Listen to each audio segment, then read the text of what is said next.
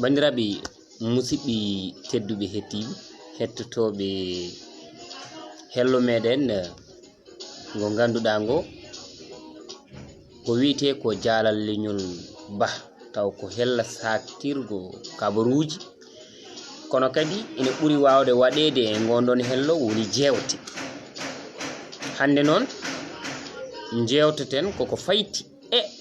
ɗemgal pula fulfulde woni wiyoɓe pulal mbeɗa ñaago onon wonɓe yebde yewtere nde kala gonɗo yebde yewtere nde tan yo waɗde partager mbere woɓɓe ne jiya nde tawno en puɗɗima famde won waɗoɓe en suivre ɓe en ganda d'ailleurs won caɗele baɗɗe nder page men ɓoyani kono ɗum ma en gar hen tawi en jejjitani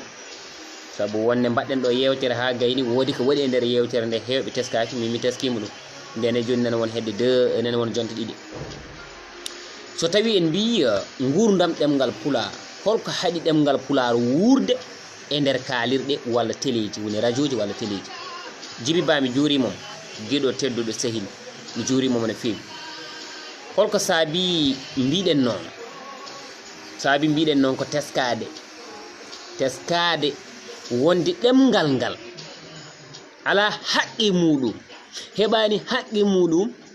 e nder kalirɗe gonɗe ɗe e nder leydi ndi e nder ayewuji ɗi kono en garat hen ha laaɓa de saabu wonto ɗemgal ngal heeɓi haqqi mum wonto ɗemgal ngal woni e haalede wonto ɗemgal ngal woni e wowlede wonto ganduɗa ɗemgal ngal ko kangal tan haalate ɗon te ko kalirɗe hono no kalirɗe goɗɗe ni kono ɗum enen leñol ngol en jiyani ɗum ndeke haɗi ɗemgal pular fulfulde ndeke haɗi ɗum heɓde haqqi mum e nder leydi ndi ko leñol ngol goɗɗo fof haɗani men heɓ haqqi men mi wiyani noon haalirde rendande walla a yawo rendago ala hande ɗum umminanimi min umminanimi eyyi saabu neɗɗo kala ko heeɓe teŋetanum yo yetto Allah kono kadi so tawi a heɓani teŋetani hay hunde kadi yetto Allah eto gollude saabu teŋe yayiraɗo nan ɗon teŋe mawniraɗo nan ɗon an e hoore maɗa sembe ma nan ɗon golloɗa dañana hoorema ɗum ɓuuri wonde goonga so tawi en kaaliri dani holko joopiɗen bandiraɓe joopiɗen ko kaalirɗe biyeteɗe privé ji téléji biyeteɗi privé ji holko haɗi men dañde toon haqqi men ina waɗi commune teski minen haaliyankoɓe wonɓe dans les radios communautaires surtout wonɓe nder kaalirɗe ɗe ganduɗa ɗe ko kaalirɗe rendo dowri woni des radio communautaire saabu depuis 2012 2013 min Abdou Salam mbiɗen e kaalirɗe rendo dowri hande noon nanon kon meeɗa nan walla nanon kon ganda walla mi haalana mon ko woodi sono weeli on ko noon sono metti on ko noon ala e mon baɗɗo e hunde kam sukara saka mbeɗa haalan ɗum ko ganduɗa gonɗani woni yeesam kadi ko yimɓe hono am wona Allah wadde mi hulata haalde ko potmi haalde ko saabu kulmi tan ko Allah keddiɗo fof mi hersate kono mbeɗa hulo fendi mbeɗa hersa fendi kala ko kalanmi moon mbeɗa andi ko ɗum woni radio ji ɗi ganduɗa ɗi ko radio ji privé e nder leydi Sénégal ina heewi ɗo gulloten enen fulɓe ɗemgal men haalaka pinal men hollirako tiyataruji men pawetaki woni mogoji men mogiyankoɓe men keɓani fodde ndeke wona e maɓɓe koye men ko enen ɓe mbaɗi ɗum so tawi jiɗɗon ko nande gonga ko enen mbaɗi ɗum mi wallahi lazim barki nulaɗo Allah o ko haɗi ɗemgal ngal yaade fof Allah ina seedi ko ɓiɓɓe leñol ngol kadi ɗemgal ngal yaade mami haala noon ina waɗi ko teskimi e nder duuɓi ɗi ganduɗa ɗi dañi hande fuɗɗima dañde duuɓi 7 duuɓi 8 ko natmi ko e ɗeɗo kaalirɗi kono mbeɗa teski hen jokku golle mbeɗa teski ɗum ha nder Facebook mbeɗa teski ɗum YouTube mbeɗa teski ɗum Twitter mbeɗa teski ɗum WhatsApp kono gadimi ɗum teskade ko gila ɗeɗo karalle foof garani walla so garine tawi hay goto andani gadimi ɗum teskade koɗo neɗɗo noddatami mbeɗa jooɗi e haalirde mbeɗa huufi yewtere tawade gummotomi gallam ittimi toon ko moto o waɗata ka ndeelam woni carburant ɗum addatma nawtatma ko gile nden teskimi konngol jokke golle e min caggal mon yo Allah ɓoynu on to gonɗon wona gonga gasata sak mo ala haydara daratako neddo mo nyamani yarani holtani bandirabe on haysono jogi haqqille mo ardani kalen gongo holno jidireten demgal men yo haale e der teleji e der radioji te en negani yaltinde buudi men baden hen. Vous croyez que demde kalateɗe dans les radios communautaires wala dans les radios privées wala dans les chaînes télé privées ici au Sénégal, vous croyez que c'est gratuit? Non, vous on va dire tromper, on punti koymo. C'est pas gratuit. Net joro chaîne privée na hala demgal gongal. Tawni kalongal demgal kanyum ko pullo. Wala kanko ko soninki, wala kanko ko serir. O acce demde makko de o ba haala demgal gongal cikkudon ko yebare cikkudon ko jasre on punti koymo sono jase sono yebe ko e men iwata kono wana e den kalirde ala haalirde so tawi ada dabba dum mi wi'ani a yawde radio tan bolo sada dabba dum ko beaucoup de millions 15 millions faade 17 millions mbada dum investir e der radio communautaire wala radio privé do Sénégal wala 20 millions même taw jiidane droit goddi taw jiidane gede godde mbada dum fof ha para wodo jewte badade créer ngam yo poddo rokkude radio ngo yeso ngo radio ngo ini heptinire boyta seeda golle puddo woni programme fulbe njodo to negani waddi mbudu negani waddi buddi negani waddi buttati mbi yo demgal mi rokken fodde non ça c'est impossible wawa won on cikku waɗoɓe ɓe kaalisaji min e kaalirde koɓe hoccube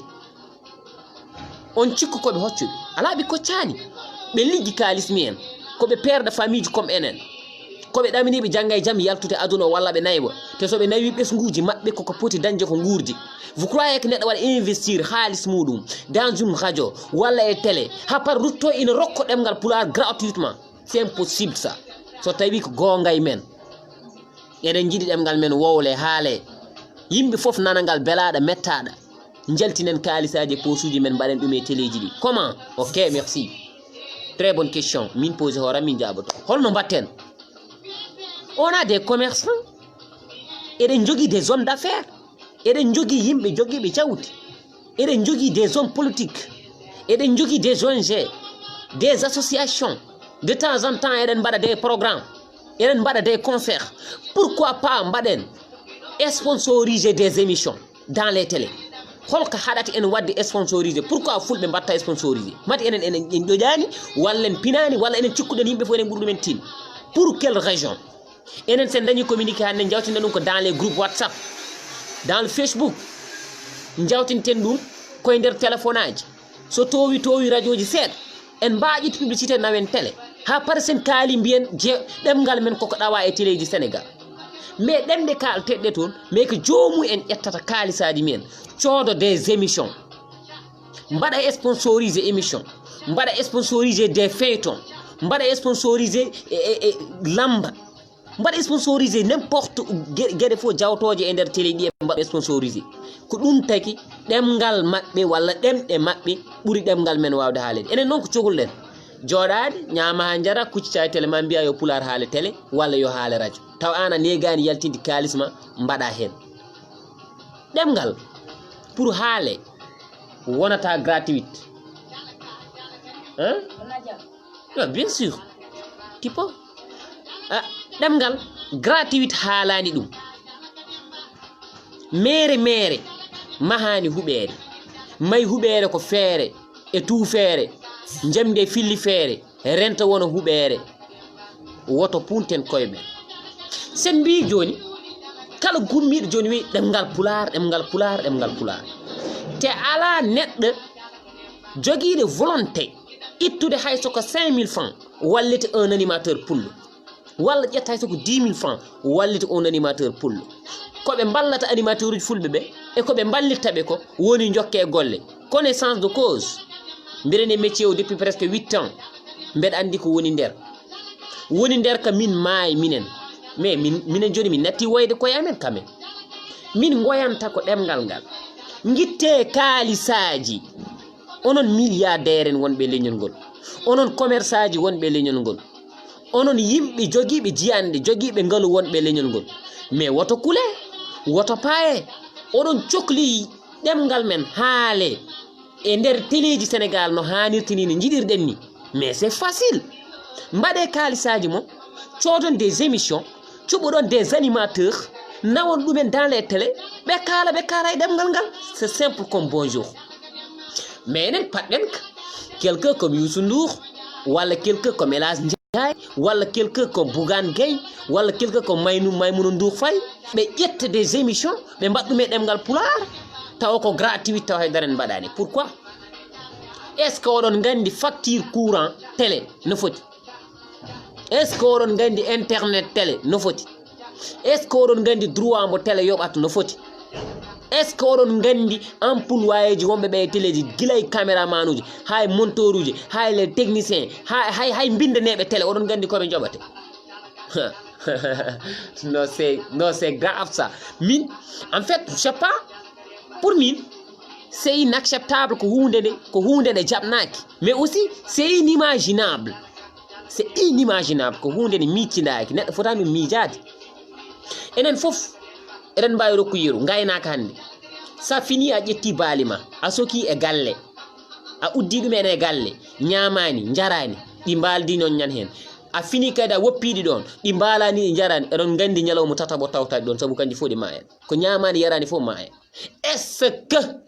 téléji ɗiɗo guddiɗi eɗi mbawi ɗo wonde tan eɗi mbaɗire gueɗe mabɓe gratuite ko enen leñol ngol poti ummade e jiyanɗe men hankiɗe jiyanɗe mayɗe jiyanɗe ɗe pirtan haydara jiyanɗe ɗe gongɗani jiyanɗe ɗe ganduɗa elle yimɓe ɓe janggani tene eɗen janggi eɗen pini saabu gota e men foof ƴettata kalis muɗum waɗay gaz duppo ala e men ƴetto kalis mum waɗay duɗal ala e men ƴetto kalis mum yalta e beddo weddo ala e men ƴetto kalis muɗum yah tottamo fotani tottu mais pourquoi wadde mbiyen woɓɓe yo ƴettu kalisaji men mbaɗa non neɗɗo waɗirta hunde ko ha dañi hen hunde mais enen leñol ngol jokke golle emin caggal mon sa yeccitima hay goto a yiyata personne a yiyata sa ñawi ko ane hoorema sa gañima ko ane hoorema woto Allah waɗ accident ko ane hoorema a dañata salaire dans les radio communautaires par ce que radio so wurani wawa wurno kaalowo dans les radio communautaires min je suis dans les radio communautaires Allah ene andi 2019 puɗɗimi dañde salaire e radio hay ɗum ne ko contrat merci au passage mon ami et frère Aliou Dembourou Sow président conseil départemental de Ranérou donc honorable député mbeɗa yettamo no fewi koye mum gadimi dañde contrat depuis 2012 2013 mbeɗen hen 2019 gadimi dañde contrat de 6 mois ɗo gadimi dañde salaire le reste durant toutes les années que gonmi dans les radios communautaires c'est moi qui paye mes transports so tawi mi ñawi ko min safrata hooram so mi ɗomɗi ko min ñamminta hooram mi yarnata hooram min ittata haalisam mbeɗa waɗa e transport hakkude tareji Podor tareji jum te mbeɗandi je ne suis pas seul quand même mi wonani goto e ko mbaɗanmi ko mbeɗa jogui hewɓe ɓe ganduɗa min bom seɓoriɓe au moins min mbeɗa jogui métier mo ganduɗa mbeɗa wuuri hen ina waɗi woɓɓe ɓe ganduɗa ɓe koye radio ji tan ɓe goni ɓe dañta hen salaire aji ɓe gaccatati eɓenen kiran ɗemgal ngal eɓene bitta eɓene binda eɓene tinda eɓene jewta eɓene kabra eɓene beltina yimɓeɓe mais hay goto yiyani ɗum kala mo kalduɗa jokke golle horiɓe wurnu noon horiɓe wallude hay animateur est ce que ma ballu radio walla télé gartiren gueɗal ngal e koye men pelen koye men seɗen kutoɗen koye men seɗen jennen koye men kalden gonga e nder men ɓuri fenade nde ganduɗa eɗen maslande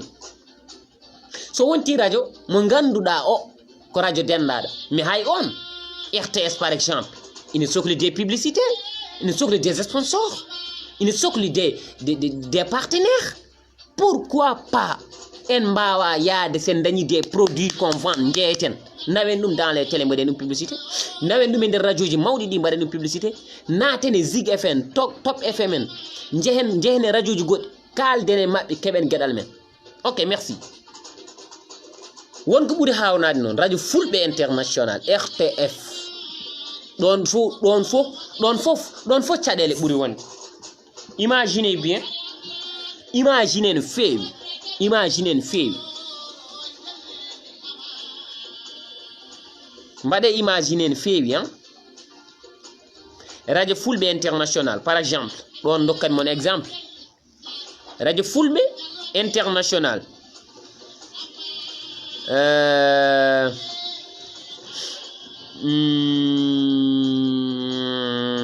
Ok, merci my sister. Donc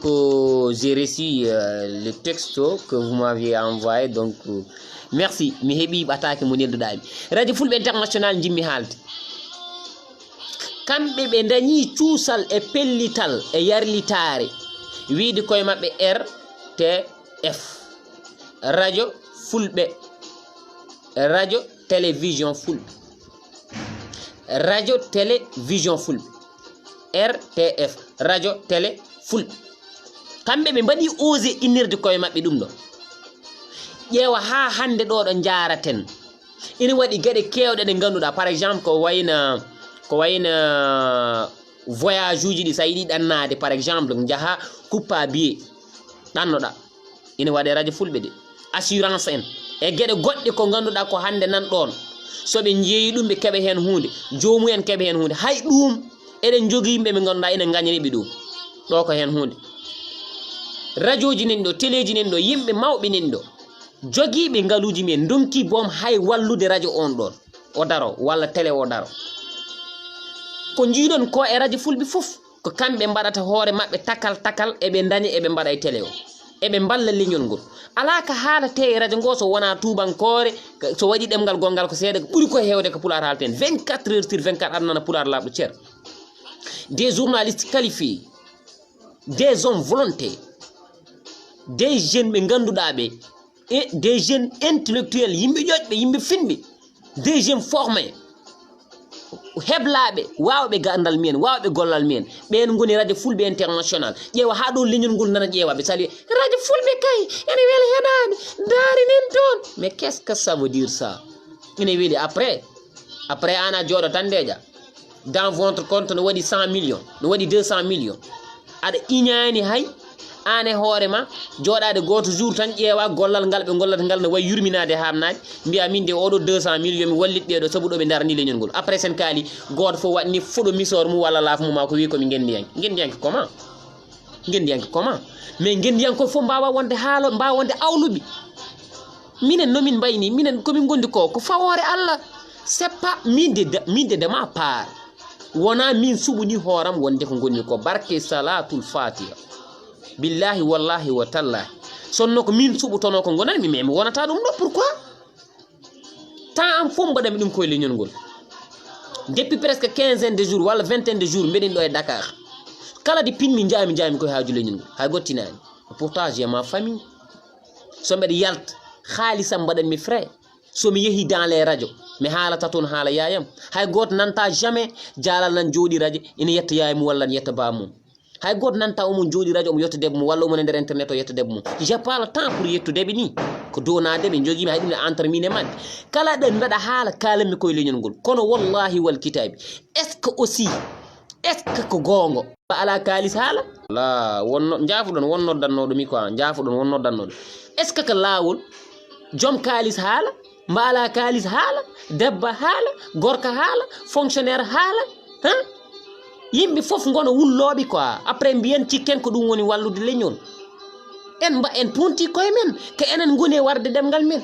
ƴeew hande fulɓe fof ko awluɓe yimɓeɓe fof ko haaloɓe sa naati dans les groupes WhatsApp goto fof hollatma min ɓuurma wawde haala te aussi haala c'est pas donné à n'importe qui waɗi ko jomumen ɓen totta mais woɓɓe ɓe tottaka ɓe haala ɓen koko totta jawdi totta moyen tottade haqqillaji kamɓe poti wadde conseil haaloɓe mais kamɓe poti ittu kalisaji men ɓe mballa ɗemgal ngal holno ngal nañira vous croyez que pular nan haala RFI walla pular nan haala Amérique dans les radios ɗum ko politique so pular haalama RFI haalaka Sénégal est ce que ça c'est logique ɗum ko politique c'était juste problème gonnoɗo Mali ɓe gandano ɓe ñifirta ɗum ɓe gari mbaɗi créé ɗino émission ji pular sa haaletake Mali haaletake Mauritanie haaletake Guinée haaletake Burkina no hannirti ni ala tolno e nder ɗeɗo leyɗele so wiyama na dañoy tolno France mais ça c'est ɗum ko politique sa ni ɗum wodani ƴeew haaliyankoɓe fulɓe billahi wallahi jayandiyankoɓe fulɓe wonɓe radio ji ɗi gila e radio ji communautaire ha yetti radio ji dow walla télé dow eɓe jurmini des fois eɓe jurmini haaliyanki Jolf walla jayandiyanki Jolf awlu hay soko awluɓe Jolf wonɓe dans les télé a fottata hen goton yaara koyngal mum walla jola o transport walla taxi kamɓe fof sont véhiculé kamɓe fof auto ji maɓɓe ɓe jogui sabu won fonctionnaire uji wonɓe leydi ndi ene jii koɓe mbaɗata ko hay koɓe jotto ko tel tan eɓe kaala keccene weliɓe ɓe ballaɓe enen tan goni ɓen ballata enen ballal men fof ko ɗemgal mbep mbo gasata jaafuɗon noon quoi chaque jour kono weltotanoɓe mais hande aussi kala mbi yiɗa gonga weltata kan en tout cas kalmi koɗo fof Allah ne welti hen sabu Allah wi ko yo yimɓe kaal gonga mbiɗa andi aussi ha yiɗɓe ɓe gonga ne belti hen mais ɓe jiiɗa ɓe gonga ko affaire mumen c'est pas forcé pour wadde suivre émission ji jalal c'est pas forcé belaɗo yo yeɓ mbo welaka yo yah mais ko gonga kaldaten koye fenani gonɗen so tawi ko hewde eɗen keewi so tawi ko ngaalu eɗen jogi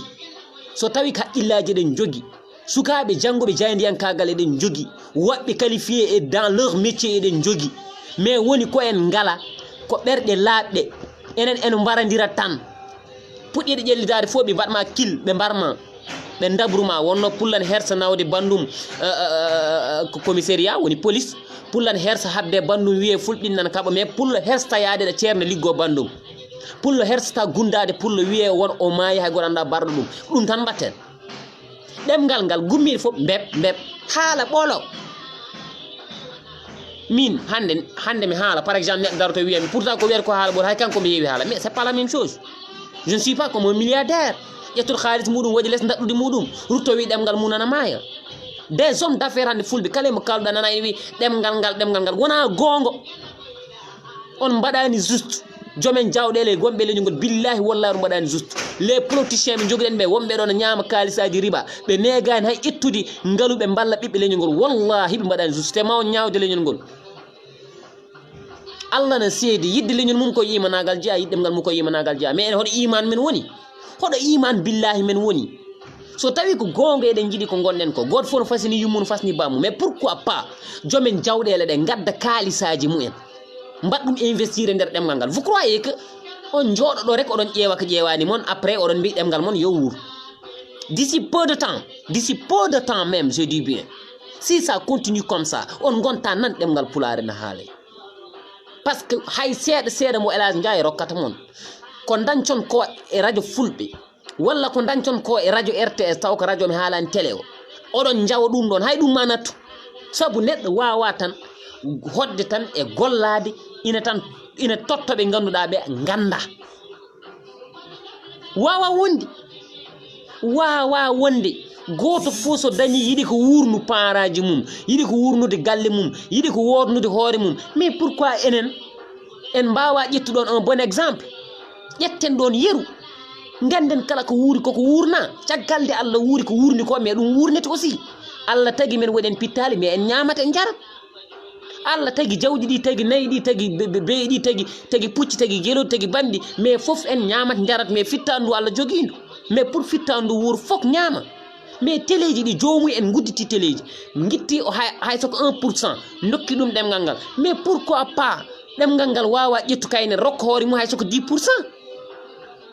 après kala gommiɗo ɗemgal minen min bindi e Facebook kala gon min pular bindami ene wawi taw noon ko ɗum ɓuurmi wawde defte nana binde windiyankoɓe defte fulɓe mbayi kono kooce yewtiyankoɓe fulɓe welɓe ɗemɗe wawɓe wadde kabaruji français wolof pular tout mbayi kono kooce te koye ɗemgal ngal jeeya mais pourquoi ɓe mbatta ɗum e ɗemgal ngal mais c'est parce que ɗemgal ngal yoɓani te ɗemgal ngal foti ko yoɓ bandiraɓe commerçant ji men mbayi kono kooce e nder leydi Sénégal han sa itti ɗo commerçant ji sa itti hen fulɓe gasat mais seeɗa commerçant ji jolfu wonɓe ɗo hayso hen goto yeeyata ka pilli feeje ma ya ha 2S waɗa ɗum publicité hayso hen goto yeeyata tan mbimi ko bague ƴoguirteɗe ndiyam ma ya ha RTS walla ya ha TFM waɗa ɗum publicité mais pourquoi enen goto men hayso jogui million ngaji kañum ina nayi tan wallude ɗemgal ngal jottaɗa cooda émission o wona yaade an gona hebde hen seeɗa saabu may dañen kiliyaneɓe radio ngo dañi seeɗa kaalowo o e ɗemgal pular ngal dañi seeɗa leñol ngol welto holko bonnante neɗɗo bon so jiibom alɗuɓe men hewɓe hay goto anda ɗumen c'est parce que ɓe natani dans le média te mami haalan mona ala ko warata ɗemgal hande e oɗo saaha mo jaariɗen barki salatul fati so wona média tan wurnata ɗemgal média warata ɗemgal onon oɗon gandi onon wonɓe extérieur ɓe komin gandi ko oɗon gandi ko ɓuuri ɗum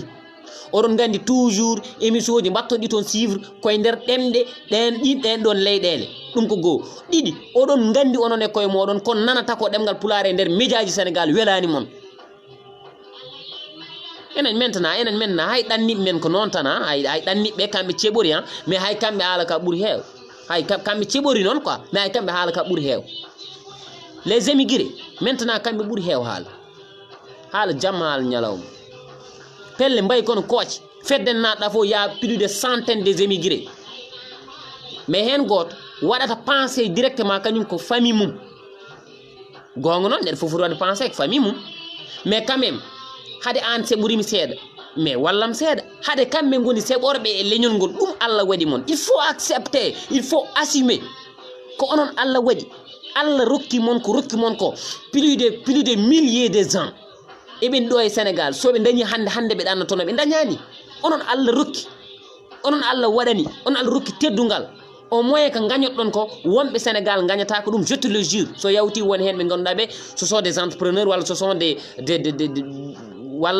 des fonctionnaires walla des politiciens wuyɓe ɓe so yawti ɓe hen ina famde hande ɓurɗo les émigrés kalise leydi ndi galle joɗɗo mo jiiɗa ɗo fof so wona homme d'affaires jeeyi ɗum walla gujjo mawɗo gonɗo e état o jeeyi ɗum ko immigré de mais hay kamɓe joni ko haala tan ɓe mbarata men a natade groupe tawa ɗon centaine de immigré mais ɓe mbaratma tan ko haala sa haali mbima ɓe ngala ko gongo on ngala mais woto ñagoɗe Allah nandude amen tawi on ngala enen nandi ngarte il faut ngarton tawi enen nandi en nandani jaaɓe ko Allah waɗi ko onon tan les émigrés tan so ndenti 10 émigrés ndenti walla 20 émigrés ndenti so tawi ɗemgal ngal ko haaletake kono muusi ɗumen barki salatul fa billahi wallahi wa taala en mbawi sodde émission ji en mbawi sodde 2 émissions dans les télé hayso contrat de 6 mois 20 émigrés ne mbawi ɗum wat temedere émigré so ndendini hayso ko goto fof 10 euros ɓe mbaɗi wonko wawi nafde eɓe mbawi wadde feere ɓe daña émission ji e nder télé ɗi mais min je prouve que en mbaɗani juste ko kalten ko gonɗani min ko ɗum jimi quoi en fait gonɗani par ce que so gonɗuno tawanno ken gummima ɗo comment plus de 100 ans toujours même débat plus de 100 ans duuɓi temedere han toujours même débat eɗen goni tan e même niveau ɗo gonnoɗen tan en mbawa ɗon ummade sen kala wi ɗemgal men mais comment vous croyez que ɗemgal haalede nder galle ɗum wurno ɗemgal vous croyez que ɗemgal haalede tan ni e janays en walla gammuji en wurno ɗemgal non ɗemgal min jiiɗa yo haale boome janays ɗemgal foti haalede koɗo ɗemgal foti haalede ɗo assemblée nationale palais présidentiel dans les grandes chaînes télévision ji mawɗi radio ji mawɗi ɗi plus écouté ɓurɗi heɗede ɗi toon ngal foti haalede ɗemgal pulaar ko ɗemgal galɗungal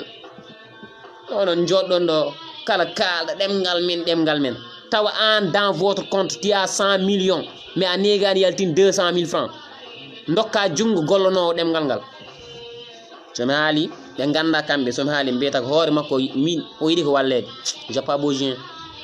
tawi kala jogui ɗon vision haysa jogori noon wallu ƴettu non c'est pas pour moi c'est pour ɗemgal ngal par ce que min ɓeɗo wawi maayi jangga te neɗɗo hay goto wawa ɗum wuuru neɗɗo gurɗo fof Allah wuurni ɗum mais kañum wiyete wuurnude hoore mum mais ɗemgal ngal enen fof ndennata wuurnen ngal te wonno en jiiɗa haalnede gon kala neɗɗo haala gon goto fof yeehi hen hoore muɗum mais hande belaɗo fof yi hen hoore muɗum kala belaɗo yo suivre mbo welako yo yah hay goto mi welnaki par ce que page o mi yomnaki en haydara page o mbammi ɗum uniquement pour leñol ngol pour kawren ɗo eɗen jewta caɗele men mais yon paam waroɓe ɗemgal ngal ko enen min mi wulli jeeri mi wulli waalo mi waɗi des investigations mi ƴeewi tawmi ko enen goni e warde ɗemgal ngal enen jeyɓe ngal sen kaali mbiyen ken añaɓe ga ken ɗawaɓe ga ko enen tan ɗawi koye men goɗɗo fof ɗawani men fulɓe Sénégal fof no mbawi wiide ko miskineɓe ça c'est honte fulɓe Sénégal fof ko miskineɓe ƴeew sa naati dans les radios communautaires non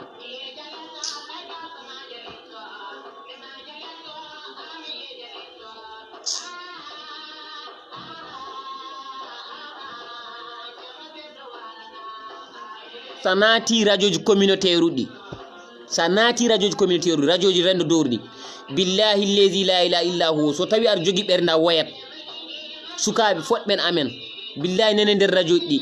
ñamataka muj jarataka muj so ñawi cafartaka ngala crédit ngala téléphone aji muj ngala salaire aji sabu radio ji di ngurani radio so wurani wawa wurnu kalo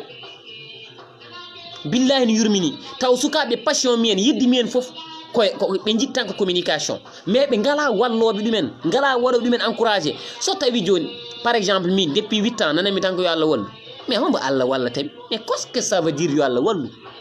so mi haali ɗo noon neɗɗo yettoɗo wiyan hollami ɗo affaire de ceerno gardu conseil ma kala mbiɗan aɗa ɗo affaire ceerno yo gardu amin gandi holi gonɗo Allah mais la question est que est ce que toujours eɗen puɗɗo wondanede mbi yo Allah ɓoyni ɗon neɗɗo pourquoi Allah ɓoyno neɗɗo e wonde bonne volonté wota Allah ɓoyno min ɗon bonne volonté que bonne volonté dans les radios communautaires sukaɓe tokosɓe soɓe kaali beltoɗa soɓe dokki kabaruji beltoɗa paama soɓe kaali fulfulde leeɓi hoorema daro sabu plaisir kamɓe gonti on ɓe ngala ballowo ɗumen hen gotonani ha tan waɗi découragé acca ɓe jeeyoy kosam ɓe gonto e julaɓe ɓe ɗanno ɓe naata e ladde nde c'est par ça que ɓe jiyani walloɓe ɗumen on cikku wonɓe ɓeɗo mbaɗi communication e to ɗemgal pulaar plus de 30 ans wallahi koɓe mayɓe les gens comme Hamme Amadou Ly en les gens comme Abou Diop en waɓene woɓɓe ninɗo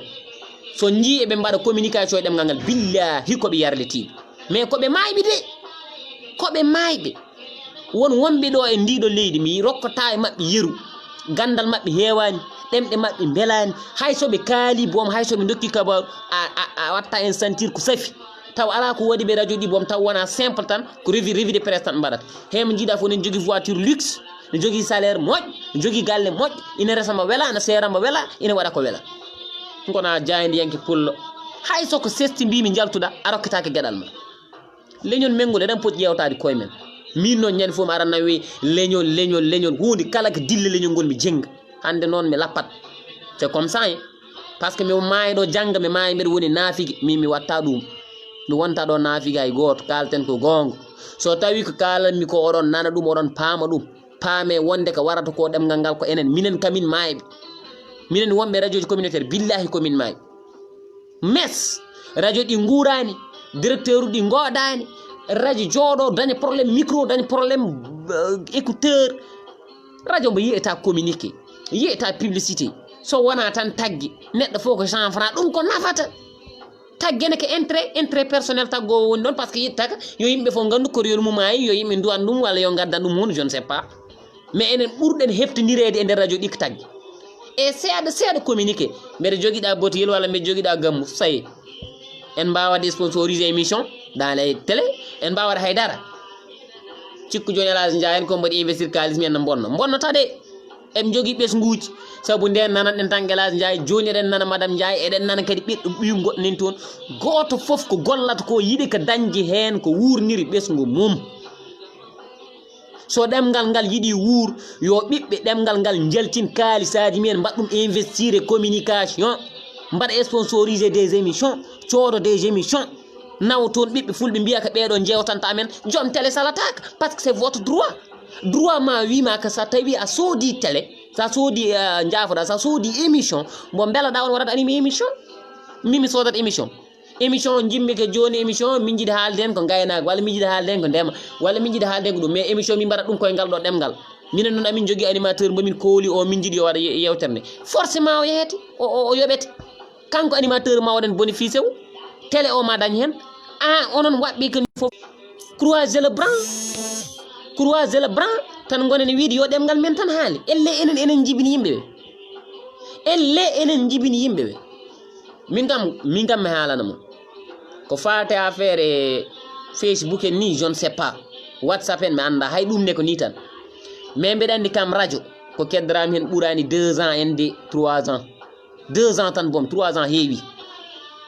ɗo d'ici 2 ans ɗo e 2021 ko way noon somi yiyani ko pammi mi yahat mi golliyo mi yilo ko ñamminmi ɓesgu am e ko jarnumi ɓesgu am mi anda mi waɗi le maximum komi ala branlo mi ala walloɓe min mi ñaaga kay goto mi yela kay goto mais quand même mi yiɗi wadde réussir e communication somi nawama dans les télé par exemple émission ɗiɗi mbaɗami ɗo mi ronkani ɗum wadde tan heddi wota cikki wota mbiya noon kanko no haaldani so yitel ni o haaldat non annene min keblama e sok seeɗa min mbaɗi théorie min mbaɗi théorie min mbaɗi pratique amin gandi comment parler hande ko ni tan foti haldede eɗen kalda ni il faut pamon ɗum joɗɗa 10 ans aɗa woni métier goto a wawa hen yiide haydara mais woppu hayso ka apparenté noon gonnoɗa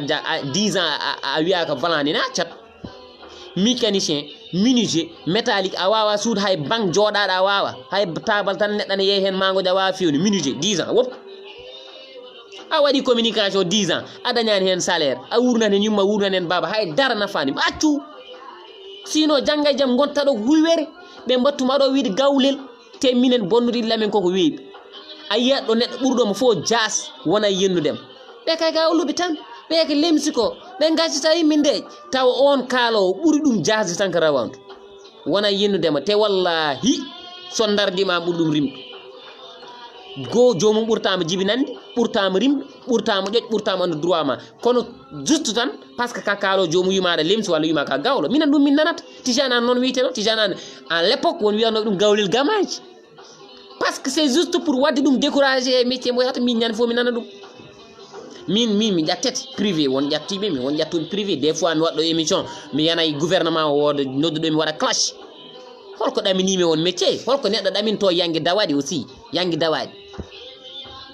ay won yimɓe ɗe gonno tan ƴeewa ɗemgal ngal ɗo rawandu ƴeewat ɗo ñaaygal walla ɗo rawandu ƴeewat ɗo 100 francs abdoussalam no wawi noon wat mbi ɗum tagi nani mbimi moon komin gondi ko fawore Allah barke billahi wallahi ko ɗum fawore Allah kono ɗon gandi neɗɗo ƴettude kalis mum ƴetta temps mum ƴetta énergie mum ina waɗa quelque chose te ala hen retour oɗon gandi ko fawore Allah billahi oɗon gandi ko fawore Allah min kam je suis né avec jiɗa hoorema teddina hoorema c'est ça ɗo gonɗa fota haala ɗemgal ma so wiyama gooƴi ɗi mbiya yo feccere leñol ma adde sa naati émission internet gona e haal maɗo ganda émission mbaɗa ɗiɗo e live oɗo sonno ko wolof mbaɗa noɓi tanno ko wiyi lawlam ɓooyi billahi wallahi wattalla Allah seydi pourtant je pouvais le faire mais jaranani kam saabu yidde kosam tak takam wiide mbew goggo yidde ko dañi tak takam jam fat ɗemgal ngal kamen ɗum tagi je préfère mayde avec pulaar mais mayde hen min ɓuranimi mais quand même somi andi tan ni ça continue toujours comme ça j'abandonne mi toppito e famille am sabu sino ɗe guittanmi to mbeɗa waɗa kam internet uji ɗe guittanmi ɗo ɗum gasat imaginez bien waɗi un jour quoi waɗi un jour on ami m'appelé quoi wa sehilam goto noddimi quoi o wimi depuis une semaine mi yiyanima en ligne quoi mbino c'est parce que téléphone am koko boni te o woni ko Europe de je vous jure wallahi lazim woni ko Europe Allah n seydi o woni ko Europe de jaafoɗon noon quoi jaafoɗon vous les européens onon vous les émigrés là jaafoɗon o wimi a bon ko ɗum watmaɗo connecté mbimi o wi est ce que e yo Allah newnu mbimi yo Allah newnu goɗɗo noddimin woni Dakar wimi ça fait une semaine min jiyanima en ligne min mbayri yeɓde jewtema mbimi c'est parce que mala téléphone c'est parce que mala téléphone jamimi andano mbaɗanmi je suis obligé de mbaɗmi débloqué e haalisam mbo moftunomi guittumi hen 180 000 pour sodde téléphone o mo mbaɗiranmi o téléphone o mo joguimi 180 000 mo jari capanɗe tete jeegom ujunere pourquoi joni après taw jiidani crédit mo mbaɗatmi o quoi unique joni pour faire quoi non imaginez pour faire quoi pourquoi goɗɗo kañum waƴit 200 000 mum waɗa émission goto waɗɗum mo sponsorisé ça c'est honte ha joni noon ina wawi ɗum artade par ce que téléphone o nin nen noon Allah tan andi ina wawi jang kadi seeɗa e téléphone au passage somi haali téléphone vraiment mi miijoto Aliou Dembour Sow bon parce que un jour wonko min mbaddi ko ɗiɓi noon wayde vraiment acte joɗɗo e Mamadou Samba Diallo aussi mi miijoto ɗum no fewi vraiment depuis Espagne donc pour pamen enen en ballata mbawɗen ko ay binde mbawɗen ko tonje wadde inventé fawde neɗɗo ko wonani mum neɗɗo kalɗo gonga fof mbatten ɗum bonɗo peno fof mbaɗen ɗum moƴƴo kala biyowo ka moƴƴo kon woni moƴƴo kala kalowo gonga moƴƴani enen ɗum tan mbatten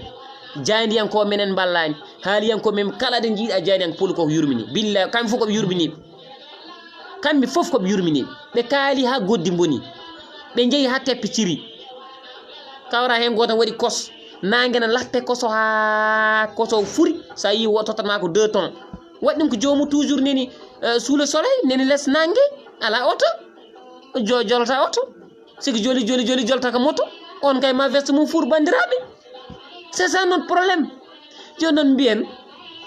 mbiyen yo deƴƴi quoi yo deƴƴi wotay goto haal bon vraiment jaafoɗonmi hande j'ai vu beaucoup de commentaires passe ina yawta commentaire ni tan jawt mais une femme ko lirmi mais ko lirmi ko hen non c'est vraiment ko positif parce que minen gondi yandi peut-être que emin gandi ko kalanmi ko pour pamon juste avant mbeda wada synthèse émission mami ƴettu quelques auditeurs mais après bon idée hande sujet meɗen ko pourquoi ɗemgal men ronki wurde e nder téléji ɗi eyyi donc ƴettanmi ko Abdoussalam walla Diallo Souleymane bon Diallo Souleymane an de waɗi ga appel donc mbiɗen ƴettuma kala jiɗɗo nadde dal yo waɗ appel muɗum mi ƴetta ɗum seulement jomum ara adda yiyande muɗum eko wodi ko adda hen miijo muɗum mais pamon ko haɗi ɗemgal ngal yaade ko e nder téléji ɗi wallahi ko ɓiɓɓe leñol ngol goɗɗo fo ala hen son cikki ken añaaɓe son cikki ken hutaaɓe son cikki ken ɗaɓaaɓe on punti koye mon ko onon ɗawi koye mon onon kadi koye mon c'est sûr woni yeeɓoɓe mi ɗo c'est sûr mbeɗa wawi wonde woni yeeɓoɓe mi ɗo famdi tawde keɓe jogui million ngaji kono mi haalanma de fijirtaji mais ko gonga on potani fijir mais so wiyama leñol ngol noddi ngal ngal wonko naami mais quand même goto fof foti wadde hunde mum togoram no mbaɗa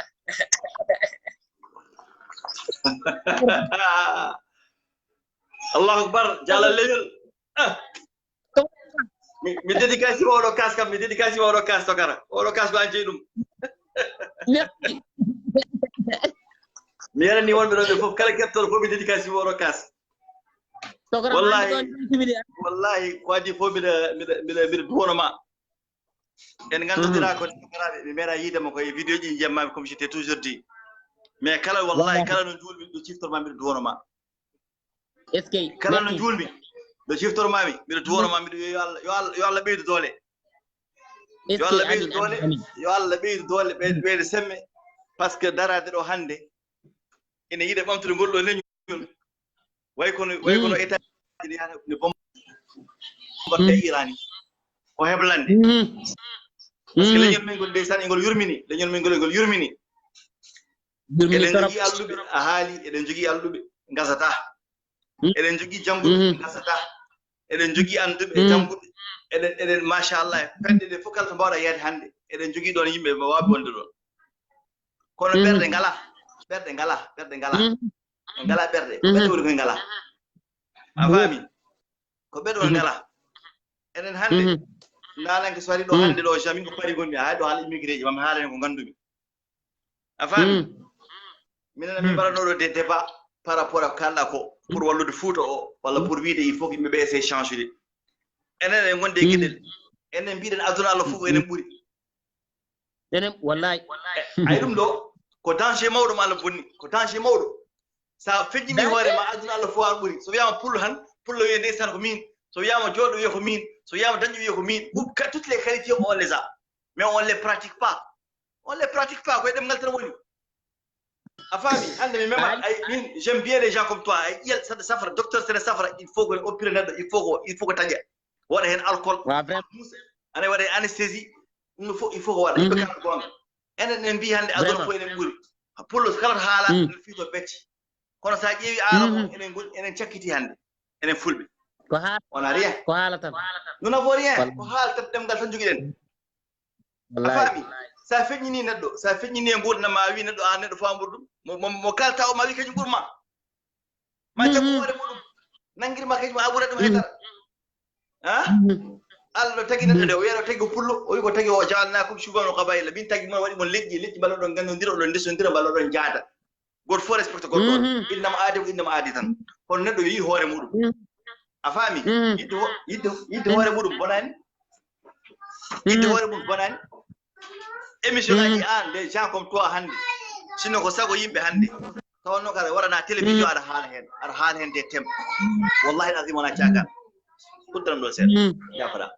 a faami par ce que darade hannde ne haala nde modi leñol a faami yimɓeɓe coftoɗa ɗum eɓen ɗo gulla jamma ñalawma ɗemɗe meɗen ɗemgal il faut ligguey ɗemgal il faut ko yimɓe keɗo minen amin ɗo hannde min jogui ɗo sukaɓe minen ko France gonmi ɗen jibina ɗo henni amin jiɗi sukaɓe mbawa pular hande sino sago amen hande deseji animé ji watte ko deseji animé ji ma jaltini kalis bada histoire uji ama sampole len bada Umar zone wala ino histoire ji wade pular suka benen keddo janga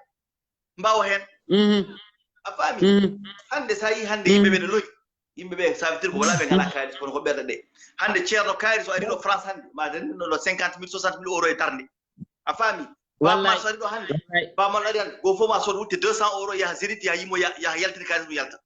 mais so tawi no ko fatti li ñol yimbe woni problème est-ce que fami wadi problème mais des projets yana hande alhamdulillah an hande a haylo hande wonde fayida téléphone ma boy an hande anta tu prends tes propres moyens machallah ta à peu près hande parfois mi yedo en 700 commentaires mi yedo 70 personnes kedo ma parce que kalta ko ni wili yimbe a fami wallahi dum do yonata ay yimbe wabere ma ko wallede noté en privé bien bon Abdou Salam tokara holko cohluda est ce fami ya aha min de sohlu yimbe be kala bada émission bi aha min de be jogi nan damen nan don sohlu go fo yaltira ko 5 euros 2 euros 3 euros wade hen ma war ko nafi ay dara bonanta est ce fami kon an hande de kala Alaji Ndiaye il faut qu'on soit un businessman wallahi c'est très important voilà parce que go hal plaro le goddum qui doit faire des choses pour nous non eden poti yaade jendina mako biyo minen ndi amin jidi émission o yemon aha onon di so jidi émission bismillah moron émission ko ni yara min mes conditions c'est ça et ça kasi yimbe dutto yimbe be mbi aha Alaji o wi ni amin jogi yimbe amen yidum do en kono ko haali ko ni yimbe ndew yimbe be jaltini kalis bada taw wana hala kewka alani ay oron c'est un businessman Alaji Ndiaye tout le monde sait qu'il a commencé ko yete ko self management ça veut dire qu'il a commencé ko ba échelle c'est des gens ganda ko tambin ko yemon ko liggi ha may ha jittido hen be dokara wallahi zero fudiri done pas be di hal done pas di ma hay suka mako danta pular a fami donc c'est pas yimbe potani bazar hen won be gabo hande be nan États-Unis be nan France hande télévision hande an Alaji Ndiaye hande sen gaddi kalis men wayo pour be canal wayede men canal ele kala télévision men wayede men émission hein yela wana ko yimbe jaltal kazen bada yimbe be sabdir ko yimbe be sabdir sont pas convaincus ala nando sara halde nando yo taw ko jomlu yidi ko ene wona convaincu a fami ko woccade les gens sont pas convaincus ay kewal hede ma alamat ay kewal ko jida ko hay dara firtani kewal hay so yimbe joyo tan yimbe joyo kebda taw ina dari ne jidi wadde hunde par rapport à kewal ngal est-ce que fami merci ko dum woccade jaram minan amin jidi wallahi azim yow mi andama Abdou Salam je te connais pas ka tokara mi ko tokara be mam joni je te connais pas wallahi mais mi de hedo kanta ko ay neddo aussi ko Allah wara tan jiya jomun ko kala ko kadda na fami wala gila batin dara ha anani gila problème aji affaire premier vidéo ma mon jimi ko quand il y a eu les élections sénégalais be kala c'est vrai na fami den bundi hedani mi non déjà comme ça ina moƴƴi pindina mina min mbaydo de min bima hande wattem par rapport au mariage uji amen mariage uji Europe wallahi yimbe ben tambi jani mbaydi haale ndokuma hen des idées mi kalama ko temoji baddi fayde ko ko ande hen hoore mun yiye hoore mun a fami wallahi do il faut yimbe ben jokkondira a fami ala batten il faut yimbe ben jokkondira ay hel mi haala ma tan ay yimbe wonbe dobe hettobe fof bo for hedo hen ma hedo ko nafata ay les vidéos là il faut les partager a fami rendo inchallah gorfo on demande pas demgal ma ko demgal ma tan demgal ma c'est important a fami ay j'avais un professeur de mathématiques on me jangana no kam o wi kam quand je te pose une question en mathématiques essaie de comprendre essaie de reprendre la question dans ta langue demgal ma an ma yut solution plus rapidement ko demgal gongal est ce fami c'est kala faraysi alan en bawata burde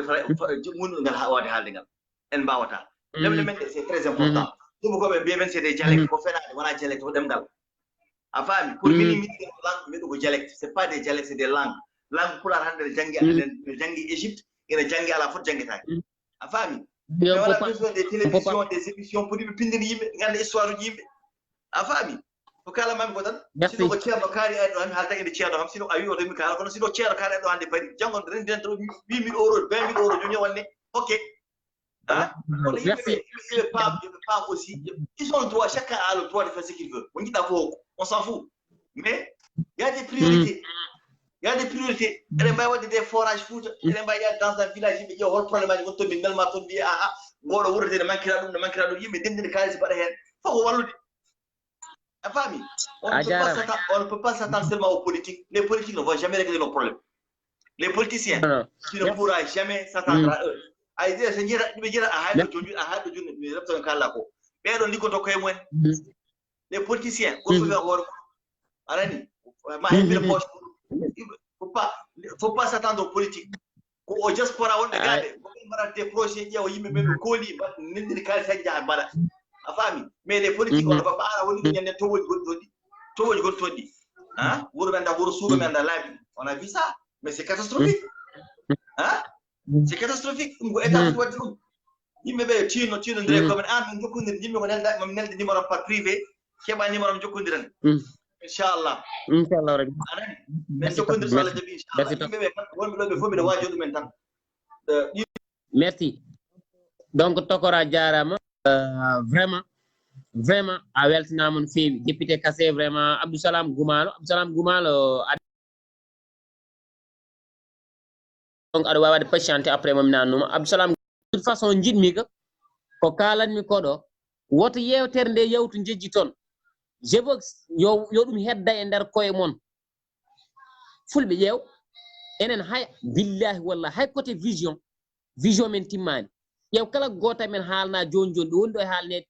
cikkatako joni on naata e caméra o cikkatako joni jomum waɗɗo kay goto meeɗa waɗ mais so yawti la vie c'est pas comme ça bandiraɓe je veux que ça reste dans nos têtes e nder koye men goto fof so lelima hannde hay saɗa ɗano ɓooy ko Abdousalam wi ko ndeke ko an ƴettumi de min won goɗɗo noddutoɗo on juumi wallahi mofo yimɓeɓe kaala juste kono a muñat ma nan ko tijana wino ko a foppade keeci ma lamɗam sa jarima na haala so fulɓe a foppade keeci ma lamɗam par ce que ma nan ka yiɗa nande ma haala ka yiɗa nande ay les critiques là ne te feront que t'avancer a faami critique d'accord positivement c'est pas important wona ɗum woni important c'est important an tu es convaincu a faami mbiɗa andi tu es convaincu je suis sûr et certain tu es convaincu amin ñaagui Allah subhanahu wa taala yimɓeɓe fof yo mbaɗ feere tinodira nangodira gono neɗɗo goto aduna ko gasi haala enen ɓe fof way goto men jonande pasde dans 50 ans goto wonta ɗo hen sukaɓe men yo tino ñagga pular ƴeewa wallodirde inchallah tu m'envoies ton numéro par inbox inchallah pas de problème donc Abdousalam Goumalo min des fois mon numéro mi tottira ɗum sax par ni e yewtere parce que mi ala en fait min ni dokkirami numéro ƴettu 77 948 39 58 77 948 39 58 kala joguiɗo yo windu ɗum e commentaire wasta joguiɗo numéro am e commentaire uɗi joguiɗo fof yo windu numéro quoi 77 948 39 58 donc ɗum ɗon il y aura pas de problème on est toujours ensemble donc nodde onon foof donc elle que député Kass ok bismillah député Kass bismillah donc kala joguiɗo numéro am yo noddu commentaire uɗi quoi député Kass mi waɗi décroché actuellement jimmi ko affaire o yo heddo e koye men ko kalani koɗo goto fof yo woni miijaade holno mbatten ha ɗemgal ngal ɓamto holko kadi ngal ɓamtade holko liyaade holko kadi ngal salamu aleykum wa aleykum salam Jahir bandiraɓe jamɓolo mbiɗo mi aɗa selli alhamdulillah mbiɗa yetta Allah yetti Allah miijo ma yewtere nde vraiment alhamdulillah mi heɗike yewtere nde illa ko ɓooyi vraiment o welti mi weltike e haala ma kanko jarama giɗo vraiment himi sana min naata min salmina homo fo mi waɗa a wurcella vraiment par ce que min pullo funnañe Mali nga alhamdulillah alheyni leydi golfu ga woni min hannde min calmini Malina fof giɗo ok merci mais par rapport ko haalton ko fulɓe findinure ngallunure en fuu pullote won fuu patinaren ko territoire ga pullo fuu te woni que ça soit Nigeria wonɗa que ça soit Kenya wonɗa que ça soit lajine Sénégal wonɗa en fuu naren haɓnuren goota yalla heɓe dawla heɓe pays goto heɓe leydi wotiri leydi ni pulako wawi haalede e muɗum yalla en fu heɓen yaren yeso seeɗan ko kalɗa ko ɗo ma en mbaɗɗum tem ñalawma goɗɗo inchallah hande min kalata koye communication to batte ɗemgal ngal e nder radio ji e nder télé ji donc ñande saaha goɗɗo inchallah mamin gaddu ndeɗo toɓɓere so Allah jaaɓi mon frère a jarama guiɗo ok merci shukran a weltanama guiɗo teddu donc won mbiɗo selli mon frère comment va et la famille je vais bien so Ousmane mbiɗo selli mbiɗa e jaam la famille aussi tout le monde porte bien donc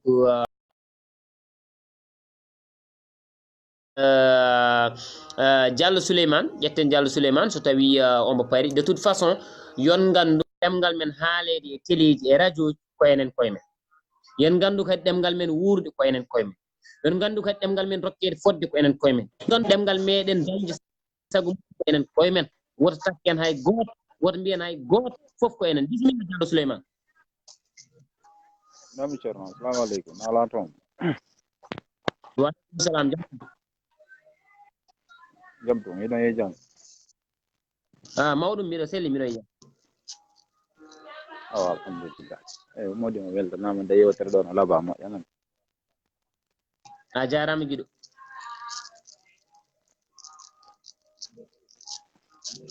e tigi tigi on no wiruɗon ni haray donc mi andi peut être ina wawi tawa connexion makko moƴƴani par ce que mi ronki famde ko yiɗi haalde donc Abou Korero donc bisimilla de toute façon paamon minen min gonani ɗo pour minen min goni ɗo nude hay goto walla wadde hay goto mais min gonno haaldude gonga ko kañumen mbaddata yaay ko sohni bisimilla Abou Korero o jire jam mbaɗɗon guiɗo tedduɗo ya wurti Allah hoto nodda sa min o noddami ko France bisimilla yiyande ma yewtere nde guiɗo yewtere nde so wona ene waɗi fayida no fewi no fewi no fewi ko kalɗa ko ko gonga laaɓɗo no fewi kay a jarama Korero en gati ko ardi foof ko no mbiɗa ni ko leñol ngol woni yimɓeɓe en jaɓani tinnade sa nani en jaɓani tinnade mere mahata huɓere ko mbiɗa ko mukk sa yi hande Sénégal gila 2STV uddite e joni Haalpulaar en ngala toon émission ngaji kewɗi koye men woni de wallahi koye men woni franchement koye men woni par ce que sa ƴeewi hande hay nder Europe o tan hay soko leydi gotiri e yimɓeɓe mono fo tan waɗi 10 euros soɓe ndendini ɗum par lewru so waɗama so ma yimɓe keɓen émission ngaji ha mbayno leydi binde ɗum cikkanmi kono noon Korero joni kam nagge koko yardilaaki joni wonɓe Europe ɓe elle kam ɓuura men hewde haala minen wonɓe Afrique ɓe haala tan en heewi haala franchement haala kam en heewi hen jokku golle golle jokkama ha mayama a faami ɗum tan nde min nanata ga ene hamni franchement ene hamni kono yimɓe poti change tan kadi wallahi poti change poti wadde ga wonɓe caggal leydi poti wadde pelle yimɓe mbaɗa pelle jokkudira hay soko lewru fof mono fof wonko hay soko 5 euros mbatta lewru fof 5 euros walla lewru fof 10 euros a faami ma won ko nafi e leñol he ma yimɓe mbaɗ jewte mbaɗɗe important taw yimɓe tan nafat exact sukaɓe mun pine hen leñol mun yaare yeeso kono wawa neɗɗo hay soko a Haalpulaar a addi radio ma e télé ma a soodi kaji ma a wawa addu tan joƴƴina mbiya yo neɗɗo ar ñalla haalde hen tan kecce tan haala tan a jarama tan e yihila ɗum ko joɓeteɗo ko ñamowo ko jarowo ko omo jogui besoin de makko non franchement ko kalɗa ko franchement neɗɗo wawi wiide ko welani ɗum kono wona ko gon kalɗa franchement gon kalɗa merci Korero a jarama merci ciao ni mon vieux Korero la France ko mi salminima donc je veux participer wi non ko ka Basirou donc tu peux appeler donc Jongba tu peux appeler ko onon noddat so noddi après mi waɗa accepter appel aji moɗon quoi vous pouvez appeler quoi parce que nani ɗon Sekou Sow bisimilla Sekou Sow bisimilla de toute façon mbeɗi joni gandu gueɗel gotel un jour won nodduɓe mi ɓe posi mi question e nder groupe goto WhatsApp kamɓe fof ndendi question ɓe mbi kamɓe eɓe jiiɗi andu est ce que won wonɓe derrière Abdou Salam ha taki mbeɗa haaldana kaldanmi ni walla ɗo gonmi fof mbeɗa jogui internet ɓe meeɗa yiidemi tan wonani en ligne 2 jours mbimi men sa way min mbeɗa jooɗo 5 jours wonani connexion tawata kon tinani ɗum ko goho ɗiɗi min ay goto nan caggalam so wona Allah e nelade jinnabam tati kala ko jiidon mbeɗa yaha déplacement jam Mauritanie yo déplacement jam Dala Ferlo déplacement jam Ɓundu walla kala ɗo jaami min ko propre moyen am jaranmi mi yiyani hay goto caggalam jiyammi caggalam tan ko golle ma no beeli min darde ma no weli min emin korsinma emin jiidma min ko ɗin gilli ko nafatami baba kaalen gongo gilli ene weeli yiɗede ene weeli quoi mais a yi wonen gilli han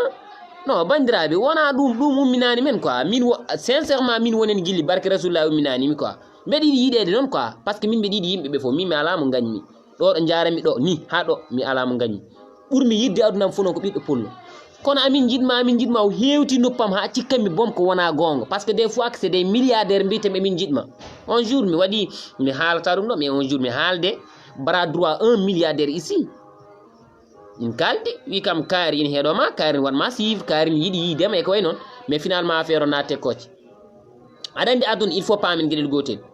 heewɓe soɓe jiya amin cikkata komin pusateɓe ay des fois heccankimi ar bindum article goto ko fati laamu Sénégal par ce que dilli fof soke ne heewi probléme quoi mais wonɓe ganduɗa ɓe jiiri affaire o ko négativement quoi saabu ɓe jiiri ɗum mataw min komi gañƴe walla gouvernement o min mami wat ko mbaɗanmi koye oɗo gouvernement mi gollan ɗumen ko gollumi ko mi duka ko dugumi ko mi ruttomi añaɓe non mais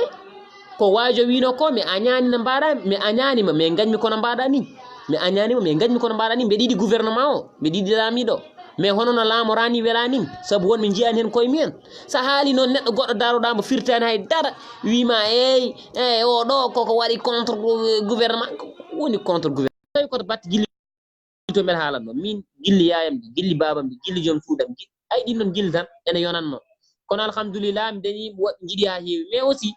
ɗum ɗon yonani quoi ƴeewe yiɗɓe wadde communiqué wonɓe leñol ngol goni de bonne volonté e bo alhamdulillah Allah nan tan jingane ngol e ngol sali ƴeew hay meilleur élève uji ɗo e Sénégal toujours ƴetta ɗum ko fulɓe oɗo ane ko jaari so ƴettuno ɗum ha ane passé kay ƴettuno ɗum est ce que o méritani wallede imagine to batte alqouranul karim Mouhamed Moutaliba Diallo ƴetti ɗum 2 fois kay ƴetti ɗum hitande 2017 ƴetti ɗum 2019 aussi 2018 woni ko ƴettani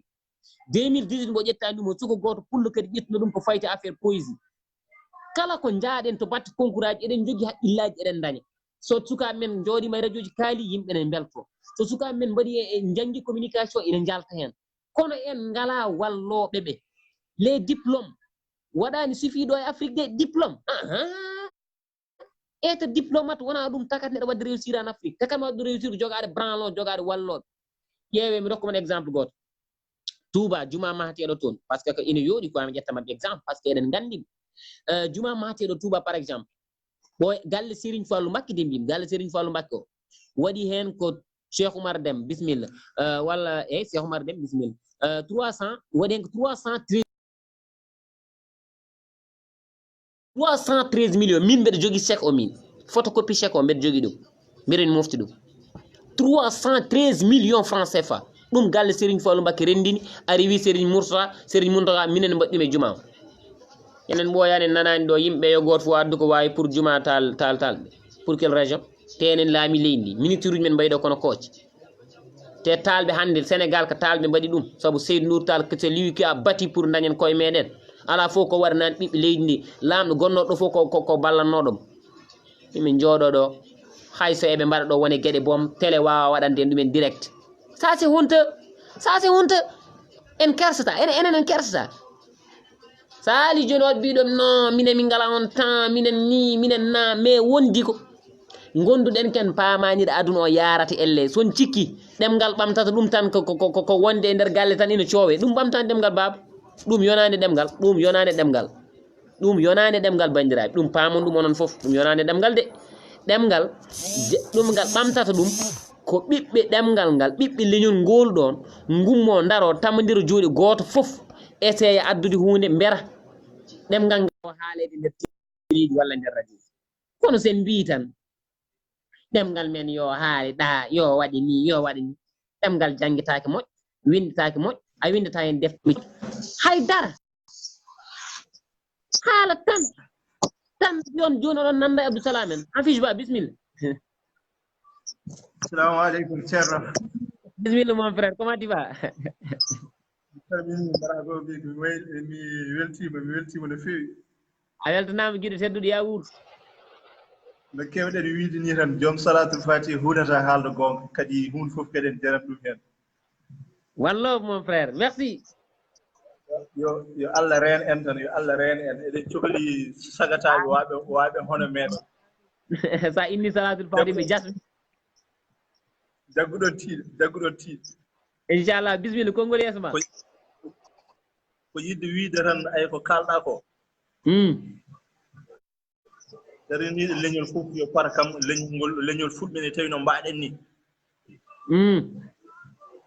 en mbaylani gonka meɗen hamɗen aduna no yarata ni dariniɗo leñol ngol fof kam para kam ande an kam koye tardede ma yaha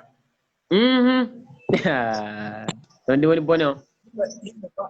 yimɓe mbawa jooɗade tan wonde wiide wonde en mbaɗama tawi enen mbaɗi koye men wawa wonde mon frère min nden natti ɗum jaɓ joni Allah de wi inna allaha la yughayyiru ma bi qawmin hatta yughayyiru ma bi anfusihim Allah o waylata hay goto gaga tawi an a yiɗa waylade ɓe jiiɗa waylade Allah waylata ɗumen a wi haala RFI wonde ɓe mbaɗi émission ngaji pulaar ɗum ko punte pourquoi ɓe dokkata orduji wonde ɗemɗe nationaux ɗi yo intégré e nder systéme scolaire africain wallahi wonko woni ɗon aɓe nganndi kalde ɗum waɗa ɗemngal français yejjirere maaya no woodde melew francophonie hol wuurnuɓe ɗum wuurndu ndan africain